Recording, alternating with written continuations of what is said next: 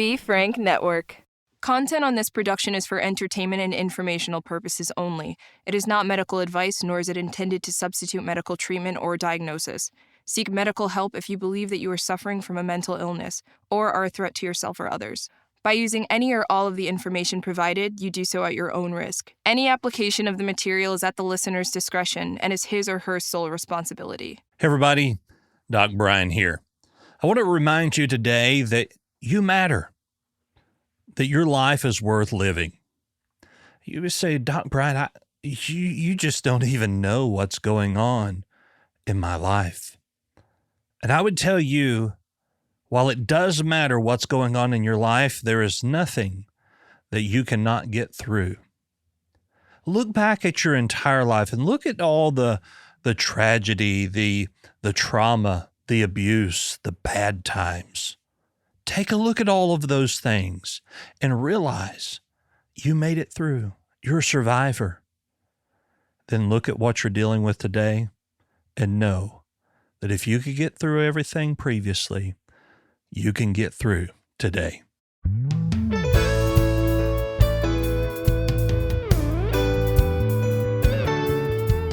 Hey everybody, Doc Brian here, and welcome to Doc Talks, where we talk about people's troubles, trials, tribulations, and hopefully triumphs in life. Today, we're going to talk about something that's kind of overlooked within the scope of mental health, I think. It happens more often than we realize, but I think that it kind of is outside of what we appear or think when we think about mental health. And that is postpartum depression.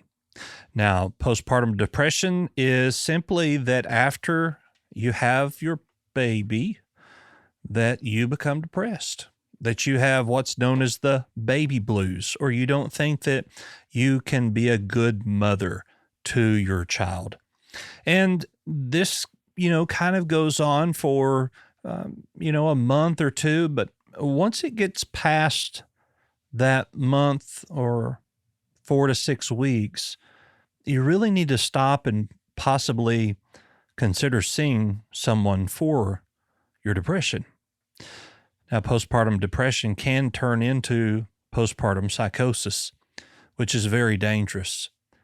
The rate of suicide of those who have postpartum psychosis is much higher, and even can turn into a point of where the mother kills their child. I think it's something like 2%. And so we need to be very mindful as men, as husbands, as partners, that we keep an eye on mom, that we really try to keep her best interest in mind. And we all do our part to make sure that the baby is healthy, but we also look after the mom. Today I have a guest with me, and we're going to talk about her experience with postpartum depression. So today I have with me Julia Spencer. You're all the way out in California, aren't you? No, I'm in Canada. Oh, you're in Canada. Okay. What part of Canada are you in? I'm in Calgary, Alberta. Okay. So what time zone are you in? This would be Mountain. Okay. Yeah, so it's 12:16 p.m. Okay. So you're an hour behind us here. So we're going to talk today about postpartum depression that you experienced with your child. But did you have any signs of depression prior to finding out that you were going to have a baby? Yeah, I would say so. I think mostly throughout my teens and early adulthood, I kind of did like ups and downs a lot. So I would be okay for a while, and then all of a sudden it would just be, these lows would just hit me really, really hard. And then it would take a couple of, sorry if you can hear my son. That's fine. I thought he'd take a nap, but he's not. The lows would hit, and it would take maybe a couple of weeks to kind of get myself out of it. I was still functioning, which I thought meant that I wasn't depressed. So I would be like, oh, I can still go to work, do schoolwork, hang out with people, just regular stuff. So I just assumed, no, this is totally normal. Yeah. And then eventually it just started to happen more and more. And that's when I was like, okay, obviously this is something. But right before having my daughter, I was fine. Like there was really nothing to worry about until after. Okay. So did the depression kind of go away when you first found out you were going to have a baby? Yeah. Just because it comes and go. I don't think I was depressed, honestly, the entire pregnancy. Come to think of it. It was our first child. Both me and my husband were super excited. So we focused so much on that we, or at least I didn't really have the opportunity to get depressed about anything. It was a tough pregnancy. And even so, I still was trucking along just fine. So Yeah, I'm sure that of course, when a woman is going to have a baby, there is this overload of hormones that take place, and there are actually some neurological diseases that kind of go away during pregnancy.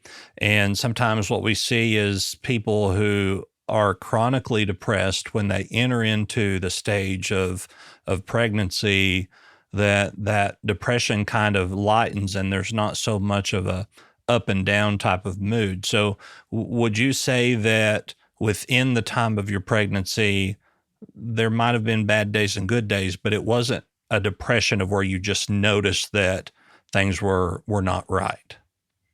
yeah, I think that's pretty much how I went. Yeah, there wasn't really. I'm trying to think back with both, and it never happened where the way that it would before. Sure. And the depression that you had as a young adult, teenager, was it situational? Like, did something happen that would cause you to be depressed, or was it just nothing happened and you would be depressed, or then you would come out of it, or was it situational? Certain situations would kickstart it, but then even once that had been dealt with, it would continue until it just like it was honestly just a waiting game. Sure. Were you ever treated for that depression growing up? No, I was not. Okay. So now you are going to have your first child, and you have the baby, and was a boy or girl? I had a girl Had first. a Yeah. girl. Okay. And so you have this brand new baby girl, and immediately after seeing the baby for the first time, getting to hold her, what were your immediate thoughts? I remember this vivid. I really wanted to remember this because I have a horrible memory. But I was like, I have to, like imprint it into my mind so I never forget. They handed her to me, and I would just bawl it because I was waiting for that cry. Because there was a blue sheet. It was a C-section, so there's that blue sheet, and you're just like waiting, and then you finally hear the cry, and then they handed her. Well, to my husband, I think, because I was shaking so bad. But then he put her right next to me, and I would just cry, like I was just bawling my eyes out. I was so excited and so happy because it had been a long. She was overdue actually, so it had been a long wait for her to come. I was honestly, I think that was the happiest I was, and then after that, all of a sudden worried. It was just me being worried the entire time I was in the hospital. So yeah, So can you kind of describe what that worry was like for you? honestly, the way I describe it is just like the first few days of motherhood, I just didn't know what I was doing. I had this was pre-COVID. It was 2018. So I had my mom and my husband with me, and I did not want them to ever leave me because I felt that I did not know what I was doing. I hardly slept. I was there for 3 days because I had a C-section. Probably slept just to kind of get the drugs to wear off. And then after that, I did not sleep. I was awake I would be tired, but I would just not sleep. So I think that also made it worse. Just the fact that I wasn't sleep. I hadn't had any sleep since I went into labor and just everything in general. So that's where that was going. Sure. Yeah. And not sleeping, of course, is one of the signs of depression. Did you at some point, when you and I were talking prior to the podcast getting started, you said that you kind of felt like you didn't even have a baby, that this was your inadequacy, like you weren't really a mom, and those thoughts. Can you kind of explain that to us? Yeah. So while at the hospital, I guess for those who haven't had children, at the hospital, they do, depending on how you want to feed your child, they help you out with that. So I wanted to breastfeed. And because of just a long labor and then leading to an emergency C-section. For whatever reason, my milk hadn't come in, so I wasn't even able to feed her. And then I was also thinking, I was obviously in pain. And then I was also thinking of the fact that I had spent it was 24 hours of labor. So I had spent 24 hours, thinking that I would be able to naturally have her, and I couldn't. And that just broke me, honestly. And I thought it would go away once I was at home, because I was like, oh, whatever, it just happened 2 days ago. Obviously, you're going to be focused on this because it's upsetting. And it ended up lasting way longer than 2 days. So, Yeah. So within postpartum depression, we do see that it happens more often when someone has a cesarean as opposed to a vaginal birth. And I think that maybe because, which as a man, I can only explain this the way I would think it could be, obviously. But when you have a child by cesarean, it doesn't really feel like you have actually, gone through the birthing process, and it's kind of hard for you to wrap your mind around it. Just more like feels like you've had a surgery, an abdominal surgery, and you're trying to get over that. And so it's normal for anyone to have what we call the baby blues, for a week or two. We feel inadequate. We, feel like we don't have what it takes to be a mother. But then those should kind of wear off by the third or fourth week. And so what you're saying, what I'm hearing is that you had those moments, but yours never wore off. no, honestly, I think it was those 3 days, went home, and then I found that I still wasn't sleeping. I think the first 2 weeks of my daughter being at home, I struggled to sleep in general. And then I also was still struggling to feed her. And I also found that I did not want to be alone. Mm. And I found that that was the hardest part for me. My husband had just gotten a new job at the time, so I wasn't able to have his support really. The healing process of a C-section is horrible as well, to add on to that. And then my mom also had to go back to work. So I was alone learning all this stuff, and I just felt so overwhelmed. I was crying constantly, but also not sleeping. So all of that it just was not helping. It probably lasted, did I mention it was I think about 5 months of that. Wow. Yeah. And so, of course, your sleep pattern is going to change. I remember when we got our son that sleep was not even on the radar. It was 2 hours here, an hour there. And Yeah. when he was asleep, you slept because that was the only sleep you were going to get. But that lack of sleep, moving from already this feeling of inadequacy, of course, is going to propel this depression even further. I mean, there's this big stressful change that has happened here. You have all of these worries in the world. How am I going to send them to college? You're thinking way ahead about all of these things, and that's not even when you're in this realistic state. Yeah. One thing that postpartum does is also it affects your ability to make decisions by yourself. Did you really have that? Decisions, no. I was able to make decisions. I think the problem was just, am I making the right one? I think that was more of it than making them, because I think I'm a pretty decisive person, whether or not I have depression. I think I'm pretty decisive. So that was not too big of an issue. Right. So tell me, if you can, I hate to use the word the worst part, but tell me what part of that 5-month depression did you feel that you were at the lowest? What did that look like for you? Honestly, following the birth of my daughter, I also decided, because there was the 6 weeks checkup that happens. During that time, I got the wrong instructions for how to heal, with the incision, or I just wasn't taking care of it properly. I think in part that's what made it worse, because I ended up getting back-to-back infections. Then following those infections, I went to the doctor for my 6-week checkup.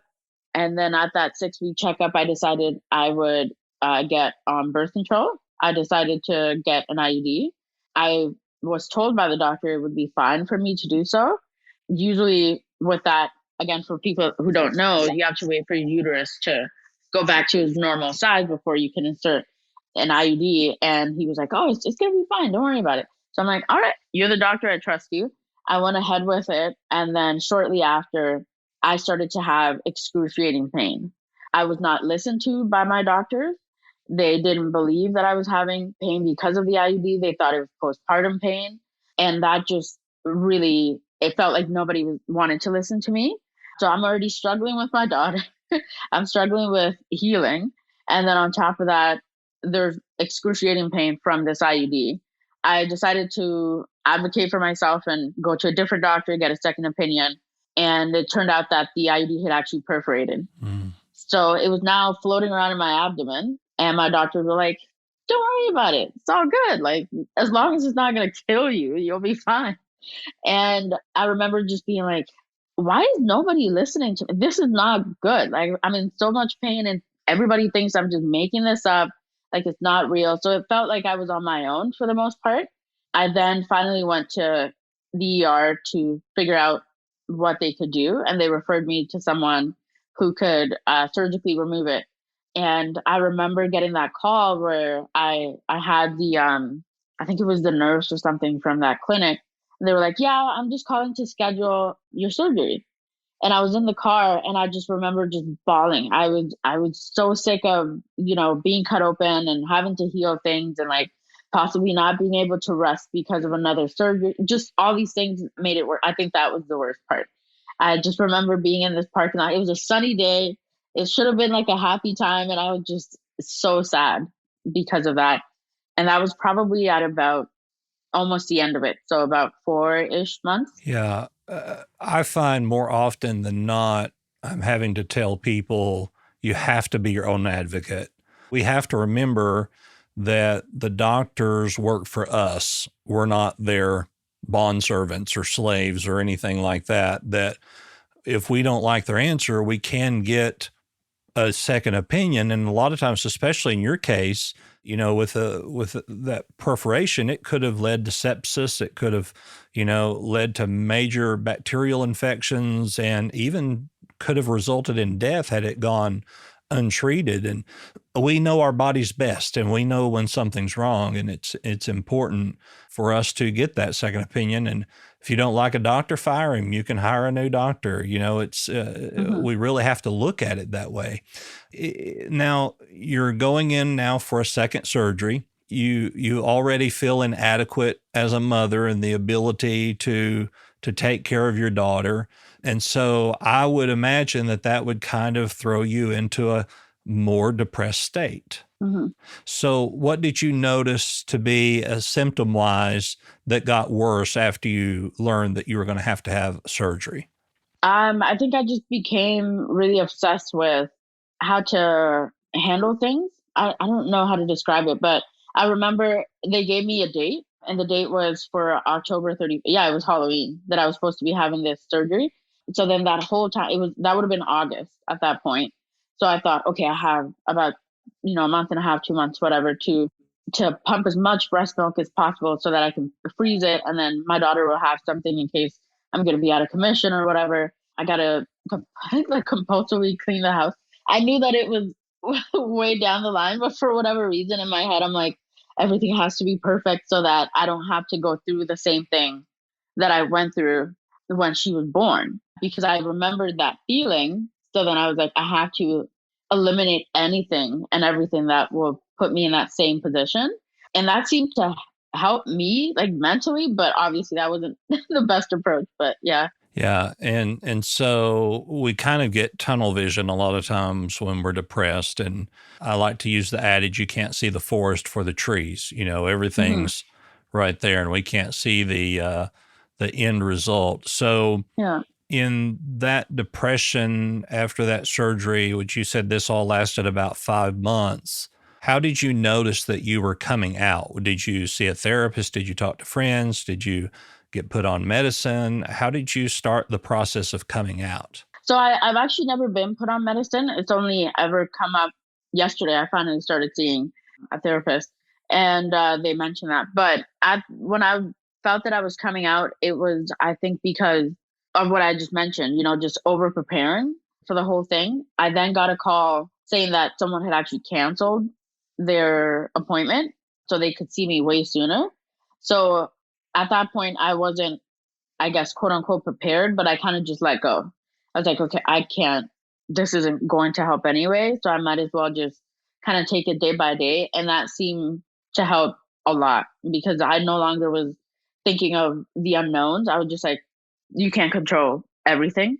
And that helped. Once I had the surgery, I was not in pain. And that also, I think, helped because I no longer was every single day would get up and be in pain. And then I had finally, I think my daughter was finally sleeping through the night by then. So you get a little bit of yourself back that way.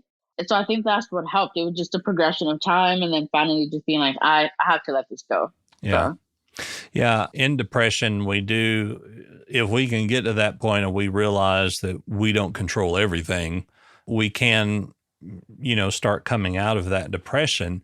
But I think probably, in my opinion, I could be wrong. In my opinion, what probably helped you the most was that you weren't going to have to wait so long to get out of pain, that you kind of saw this light at the end of the tunnel that wasn't a month and a half away, that really helped you to say, okay, I'm getting this done. I'm going to feel better. And so there's hope. Would that be a fair statement? Honestly, yeah, I remember, I don't know if it's TMI, but I remember it was probably the day of, or the day after, I can't remember, but I went to the bathroom and that's when I was having the most pain. And I remember just like bracing myself and being like, oh, here it comes, like I'm going to be in so much pain, and nothing happened.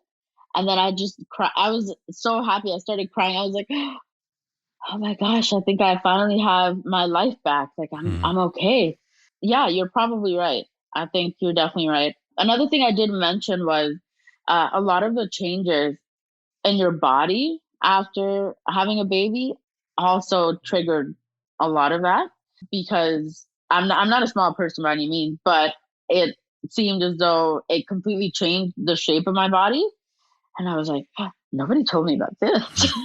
And so you're looking at yourself in the mirror and you're like, well, how can I even change this? Like, this is not what I would have wanted. So I also think that didn't help throughout those months. And then I finally kind of just like, again, same thing, had to just be like, this is my body now. So I just have to accept it. So. Right.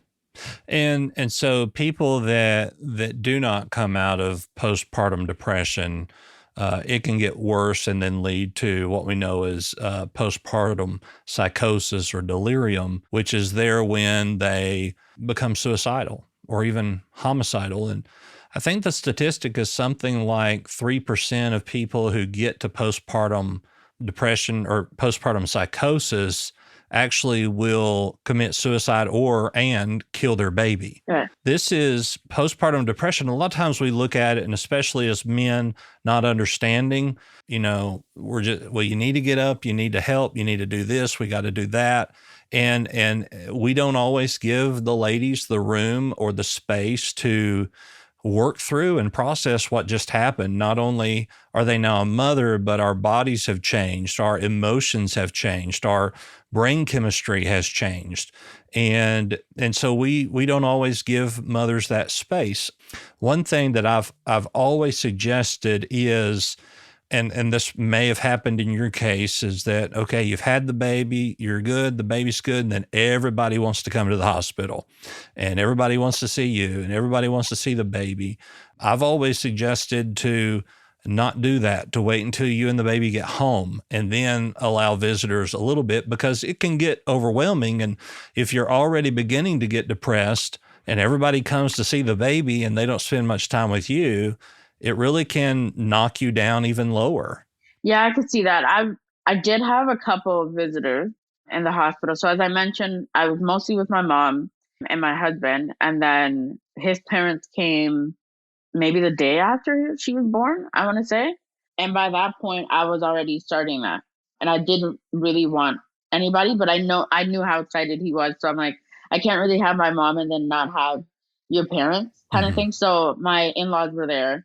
I really had to put on like that face of like, oh, I'm doing just fine, even though I'm recovering, like physically recovering from major surgery. And I also wasn't like, even now, like our relationship isn't even that good. So it was weird for me to have people there when I'm in my most vulnerable state. So that's not great. I would agree with you, honestly. If anything, COVID taught me you really don't need people around you all the time. You really don't. And then after that, I think we also had my daughter's godfather. He was there too, right after. I think it might have been that day right before we left. So I was slightly better by then, but still didn't really want visitors. And luckily, I kept it together long enough for that. With my second, it was just my husband and nobody else. And that was way better. It does wonders for your mental health, honestly. Yeah. So you mentioned that the in-laws came and you really didn't feel like you wanted them to come, or however you phrase that. Did you ever have that conversation with your husband to say, hey, I know that my mom has been here, but I'm really not feeling up to your parents being here, and this is why? Did you ever have that conversation with him prior to them coming to the hospital? I think I might have mentioned it because I think he might have told me like a couple hours before they were gonna come, because they might have called him just to get an update, see how I was doing, and then they decided to come in the afternoon, kind of thing. So it might have been the morning, and then they came in the afternoon. So I had time to like mentally prepare for it, but I still just wasn't really up to it. Yeah, I really don't recall. I think he just told me it was gonna happen. Mhm. To be honest, yeah, I don't think I remember that. Yeah, and whether it is postpartum depression or whether it's a seasonal adjustment disorder, or seasonal affective disorder, excuse me, or a major depressive disorder, we've got to trust those people around us enough that we can have those conversations and say, this is why I'm feeling, I don't know, or this is how I'm feeling, I don't know why I feel this way, and for them to have that compassionate heart to listen to what you're saying. And I find that most of the time when people are dealing with depression or postpartum depression, it's that they feel so insignificant that they don't think their voice should be heard, or they're not good enough for their voice to be allowed to be heard, which is just a lie from the depression. But when we get to that place where we realize, hey, I don't have control, but I need to let somebody else know that I don't have control, and this is how I'm feeling. It's in those times that we really begin to heal. But it's difficult. It's difficult when you're in the midst of depression. Yeah, I think so. I did try to talk to him about it with our first. I remember that. And he didn't really understand it because it's not something he's ever had to deal with. And it was obviously our first time just dealing with all of those emotions in general. And so he would ask, like, what created this? Like, why do you think you feel this way? And I'm like, I don't even have an answer for you. I just know I'm sad and I don't know how to get out of that. And I just remember, like vividly now, I remember him like coming through the door one day after work and me just like bawling. And he'd be like, what did I do? And I'm like, it's not even about you. I don't even know what it's about. And so for us, it was just navigating that with our daughter as well. It was just a lot to handle. But now he has a way better understanding and he was very much in tune to it with our son. So as soon as we got home from the hospital, he was like, when is it gonna, like, when is it gonna hit? And it didn't quite hit the same way. But it's really nice that I was eventually able to talk to him about it. Even if it wasn't during that time, I couldn't verbalize it. But now he's a lot more understanding. So that's good. So if you were able to say something to a new mother or someone who is expecting today in regard to postpartum depression, what would your words of advice or encouragement be to them? I think I would say that it's really difficult to stand up for yourself or the things that you feel are needed, especially if you're going to be a new mom. I think, like a first time mom, I think the biggest thing is people are always so excited for the baby and not excited for you, right? Like they're not there for you. And that hits pretty hard because it's just like you went through all of this to bring that little person into the world and you're not going to pay attention to me. Like that's not good. So I think it is very important for the mother to make all of those decisions for themselves. So by that, I mean from before you have the baby to being in the hospital to who gets to be there or doesn't get to be there, how long of a wait time you want for people to come to your house. Like, you need to be comfortable at all times throughout that process, I think. And some people may think it's ridiculous that a mother would be so demanding, but they should be. That's your child. You should be able to make those decisions, and people should respect them. And if they don't, then you do not need to have them around, because then that means they don't respect you or your wishes. So I think that's my biggest advice. It's hard to say that to others, I think, but I think women would come out way better for it if they did that. So Absolutely. Well, Julia, it was good to have you with us here on Doc Talks today, and I appreciate your experience, and I'm glad that you were able to come out of that depression, and glad that you're seeing a therapist now yeah, to just talk and work through life together. So thank you for being with us here today. you're welcome. Thank you. Thank you for listening today. Of course, if you are a woman who may be suffering from postpartum depression, check out womenshealth.gov, where there are many resources there and self-checks, I guess you could say, to see what you may be dealing with and the severity of your depression. Of course, you can always talk to your therapist or counselor or mental health provider about the depression that you may be dealing with.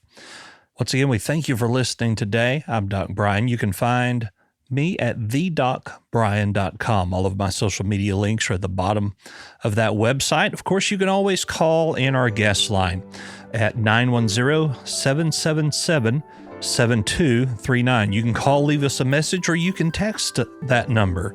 That's 910-777-7239. Of course, Doc Talks is a part of the Be Frank Network. You can find all of our podcasts there at BeFrankNetwork.com. Thank you once again for listening today. We hope that you have a great week, and we'll see you soon. Goodbye.